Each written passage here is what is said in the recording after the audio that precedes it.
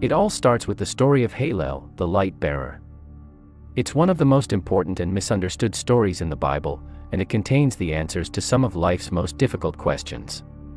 As God laid the foundation of our little blue-green planet, an angelic chorus erupted in celebration. At that moment, the morning stars sang together, and all the sons of God shouted for joy. Job 38 verse 7. Presumably, among those morning stars and sons of God was an angel named Halel, a Hebrew word which means shining one, or light bearer. If you've never heard of Halel before, it's not surprising. The Bible only mentions that Hebrew name once, and it's translated differently in English Bibles. But the Bible does spend a lot of time talking about this one particular angel. In fact, we probably know more about Halel than any other angelic being in God's creation, and for good reason. This is a story to tell. But first, a warning. It's not a happy one. In fact, I think it's the saddest story I know. This is a story about a villain, plain and simple. He is not a hero. He does not become a hero. He is not the victim of a tragic backstory or some undeserved cruelty. He is instead a warped and vicious monster who voluntarily became the enemy of everything good, just and pure. This isn't the kind of story where the villain comes to his senses in the third act and attempts to right his wrongs. He doesn't seek reconciliation or finds redemption. He never expresses sorrow or regret over the damage his actions have caused, but only fury, anger, and unbridled rage at not being able to cause more. So why should you care about this story? Because it's an important one. Because it answers two of the most important questions anyone can ask. Why is this world such a mess, and what can we do about it? Halel started out well. He started out better than anyone could possibly hope to start. God told him, "You were the seal of perfection, full of wisdom and perfect in beauty. You were perfect in your ways from the day you were created." Ezekiel 28 verse 12 and 15. This being was created by God to be perfect and flawless. He was brilliant, he was beautiful. He was the anointed cherub who covers. Verse 14. But that perfection didn't last. Something was brewing inside of Halel, something sinister, spurred on by pride in his own God-given greatness. Your heart was lifted up because of your beauty, lamented God. You corrupted your wisdom for the sake of your splendor. Verse 17. A parallel passage gives us a little more insight into what happened. Most Bible versions translate the Hebrew word Halel here into a Latin name you might be more familiar with. Lucifer. How you are fallen from heaven, O Lucifer, son of the morning! For you have said in your heart, I will ascend into heaven, I will exalt my throne above the stars of God. I will ascend above the heights of the clouds, I will be like the Most High. Isaiah 14 verse 12 to 14. This angel, Halel, or Lucifer, or the seal of perfection, had gone rogue. He was so wrapped up in himself, so proud of what he was, that he started to believe he was more qualified to be God than the God who made him. So he led a revolt. The Bible tells us he drew a third of the stars of heaven, and threw them to the earth, Revelation 12 verse 4. Somehow, likely through twisted logic and empty words, Lucifer convinced a third of his fellow angels to join him in an attempt to overthrow their creator. The fall of Satan. The aftermath of that decision has reverberated through history like a gong that won't stop ringing. This angelic being was no longer Halel, the light bringer, but Satan, the adversary. He and his angels, demons, as they came to be known, set themselves against God and, by extension, everything he represented. Love, joy, peace, long-suffering, kindness. They were ready to wage war on every good thing that comes from the Spirit of God, Galatians 5 verse 22 to 23. Their coup failed, of course. While other verses go into greater detail about the specifics, Jesus summarized the event for his disciples when he told them, I saw Satan fall like lightning from heaven, Luke 10 verse 18. The war of attrition. I wish I could say the story ended there. I wish I could say that after his fall Satan accepted his defeat and gave up. But he didn't. Satan makes an appearance in the first few pages of the Bible. In the guise of a serpent, he convinced Eve that God was holding out on her. The tree that God had placed off limits, under pain of death. There was nothing wrong with that tree, Satan told Eve. If she would just reach out and eat that forbidden fruit, your eyes will be opened, and you will be like God, knowing good and evil, Genesis 3 verse 5. Eve bought the lie and Adam followed her lead. Through their disobedience, they sinned and cut themselves off from God, earning an eternal death penalty, Romans 6 verse 23. The first two human beings lost their place in paradise because Satan the adversary convinced them that God didn't know what was best for them. And for 6,000 years of human history, Satan has been doing the exact same thing, convincing people that God doesn't have the answers, convincing people that God's way of life is actively getting in the way of their happiness. The attack plan.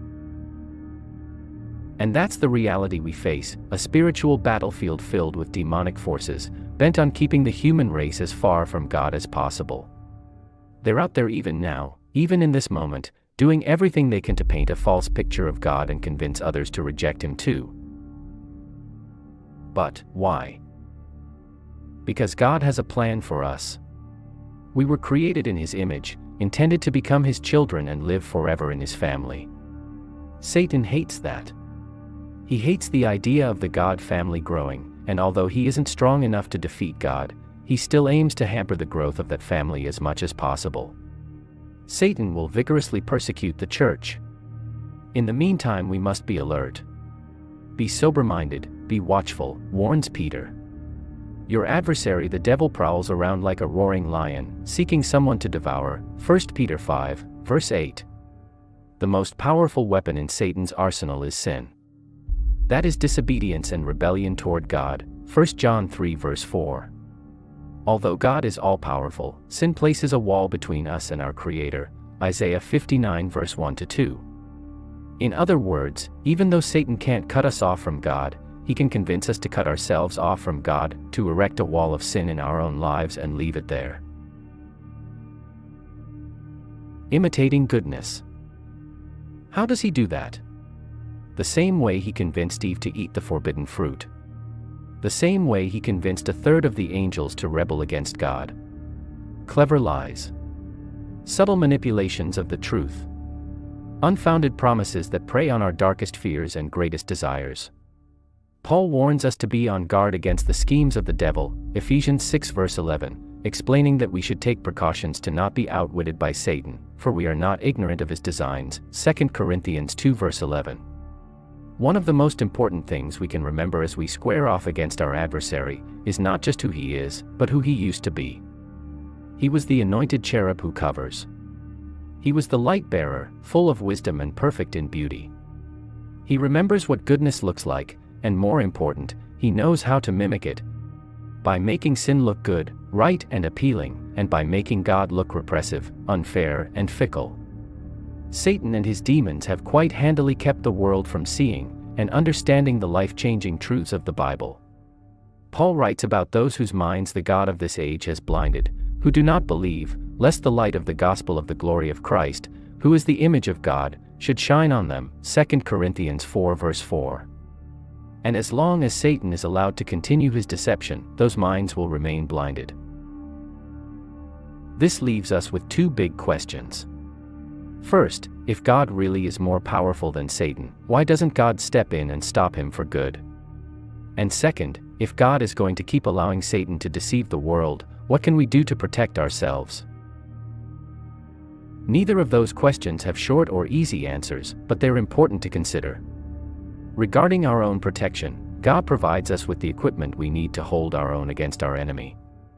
For the weapons of our warfare are not carnal but mighty in God for pulling down strongholds, casting down arguments, and every high thing that exalts itself against the knowledge of God, bringing every thought into captivity to the obedience of Christ, 2 Corinthians 10, verse 4-5. Paul identifies these weapons as the armor of God, detailing how each piece of armor should function in the life of a Christian. It is with this God-given armor, and only with this God-given armor, that we are able to stand against the schemes of the devil. By staying close to God and His Word, by measuring everything against the truths revealed in the Bible, we can steer clear of Satan's deceptions and see through his lies and empty promises. But the bigger question remains: as the all-powerful creator of the universe, God could stop Satan from deceiving the world, but He chooses not to. Why? The simplest answer is this: God has a plan, and Satan has a role to play in it. Since the fall of Satan, the devil's goal has been to ruin God's plan. Now Satan wants to devour God's people. But God, in His infinite wisdom, is using Satan's appetite for destruction as a way to further His plan and strengthen His people. It might sound counterintuitive, but there are verses throughout the Bible that reveal this truth.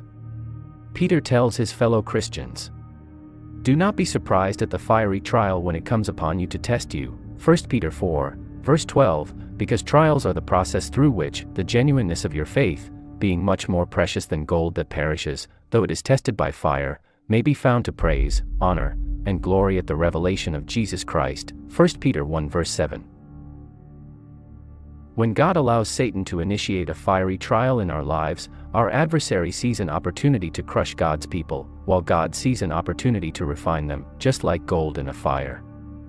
James wrote that, "The testing of your faith produces patience. But let patience have its perfect work, that you may be perfect and complete, lacking nothing." James 1 verse 3-4. The trials that Satan hopes will destroy us, are actually used by God to perfect us.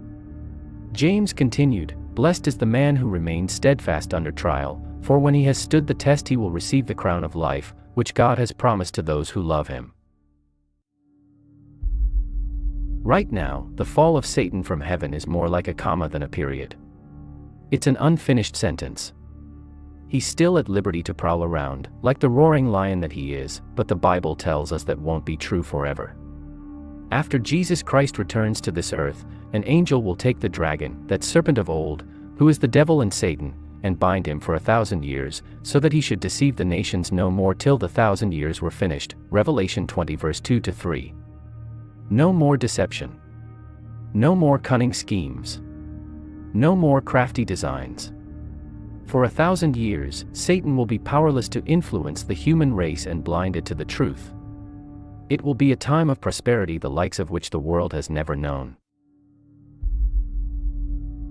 Satan fell from heaven a long time ago, but he never gave up in his war against God.